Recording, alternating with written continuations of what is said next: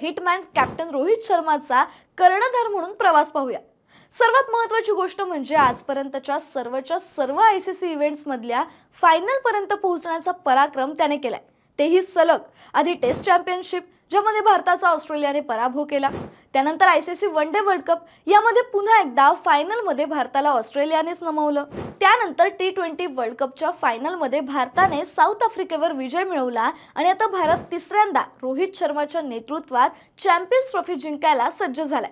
एकंदरीतच सर्व फॉर्मॅट पाहिले तर रोहितने आतापर्यंत 141 सामन्यांमध्ये भारताचं नेतृत्व केलंय। यामध्ये भारताचा 102 वेळा विजय झालाय तर 33 वेळा पराभव झालाय। यामध्ये 55 वन डे मध्ये 41 वेळा विजयी ठरलाय तर 12 वेळा भारताला पराभवाचा सामना करावा लागलाय। टेस्ट मध्ये त्याचा रेकॉर्ड तसा 50-50 राहिलाय।